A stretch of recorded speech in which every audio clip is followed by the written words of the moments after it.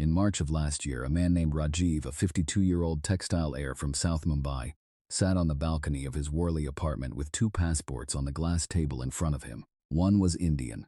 The other had a sticker his lawyer had handed him just that morning. A 10-year residency, Dubai. Done. Signed. Stamped. He should have felt relief. His wealth, somewhere north of 80 crore rupees, finally had a second home, a tax-free home, a home where the rupee could not follow him. But he did not sleep that night. At 3 in the morning, his phone lit up with a message from his closest friend, a man whose family had quietly moved their entire fortune somewhere else 2 years earlier. The message was blunt. You picked the wrong city, brother. 6 months later, Rajiv was on a plane to Singapore, unwinding the Dubai structure he had just paid 11 lakh rupees to set up. He is not alone. Right now, thousands of India's wealthiest families are quietly making the exact same U-turn.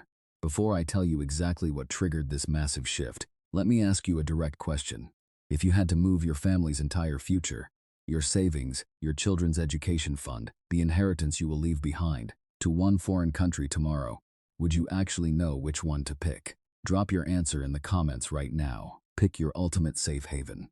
And if you want to understand the exact moves the ultra-wealthy are making right now to protect their bloodlines, hit that subscribe button immediately.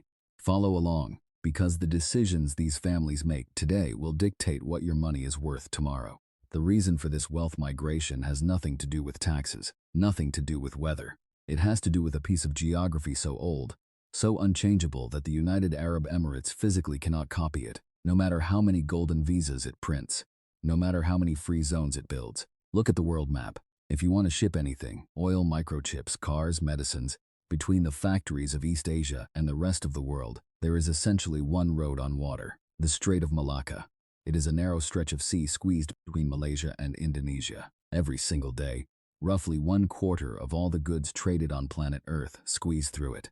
Sitting right at the mouth of that strait, guarding the door, is one country, Singapore. Singapore did not choose its location chose it. 200 years ago, British officer Stamford Raffles took one look at that map and knew the world's money would flow through there. And it has, every single year since. The UAE sits on oil. Oil is a 20th century asset. Singapore sits on trade itself. You cannot move that. You cannot copy it.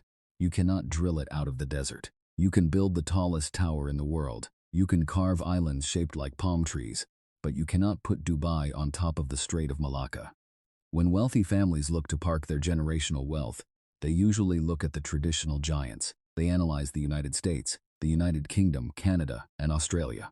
These core countries have historically been the gold standard for immigration and capital safety. But the landscape is shifting. Those Western nations are tightening their borders, raising their taxes, and facing immense internal economic pressure. So, the smartest Indian families are pivoting. They are bypassing the United States and the United Kingdom. They are looking past Canada and Australia. They want a jurisdiction that offers the legal ironclad safety of the West, but sits squarely in the economic engine room of the East.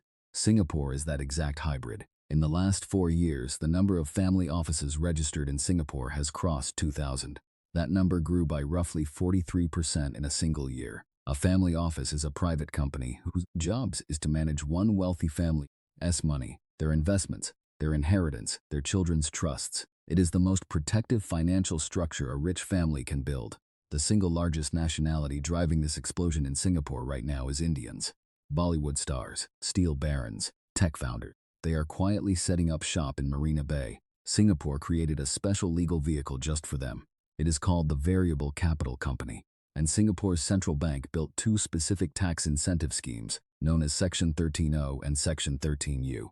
These schemes say bring your wealth here, hire locals, invest a minimum of 20 million Singapore dollars, and we will protect your family's money for generations. The UAE has tried to compete. The Dubai International Financial Center and the Abu Dhabi Global Market are impressive. On paper, Dubai should be winning. Here is what Dubai has that Singapore does not. 0 capital gains tax, 0 inheritance tax, a golden visa, a massive Indian community. If your goal is to spend wealth, Dubai is paradise. Here is what Singapore has that Dubai can never have: permanence. Dubai's free zones were created by royal decree. They can be changed by royal decree. The golden visa rules have already shifted 3 times in 5 years. The corporate tax suddenly became 9% in 2023. That is how young systems work. They evolve. They surprise you. Singapore has had essentially the same English common law legal system since 1965. Its central bank has not had a single banking collapse in its history. Its currency has been incredibly stable for 40 straight years. When a billionaire family puts a trust in Singapore for their great-grandchildren, children who have not been born yet, they know with near mathematical certainty that the rules in the year 2075 will look a lot like the rules today. That is something you build with 100 years of boring, predictable governance. Singapore sits at the door of Asia. India is 6 hours away by plane. China's 5. Singapore is the gateway. Dubai is the lounge. That is the difference. How does this touch you?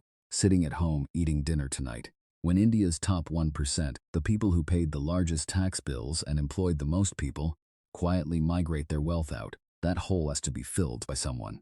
History shows us that hole gets filled by the middle class, by you. When an Indian steel baron sets up his family office in Singapore, he does not just move the money, he moves the decisions. The next factory he builds, the next 1,000 jobs he creates, those conversations now happen in a conference room in Marina Bay, not Mumbai.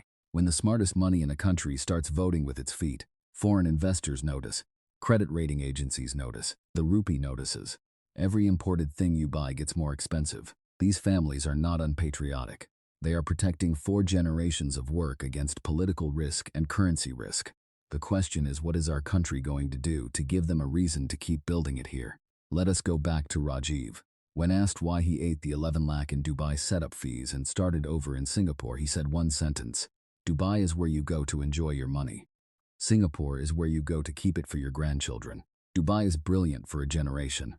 Singapore is built for generations. Wealth is not really about how much you make. Wealth is about how long it survives after you stop making it. While the rest of the world was watching Dubai's fireworks, Singapore was quietly winning the next century. Rajiv slept peacefully the night he landed in Singapore. Not because it is cheaper or prettier, but because the wealth he had spent 30 years building was finally standing on rock, not sand. That is the difference geography makes. That is why the UAE, with all its money and glittering towers, simply cannot copy it.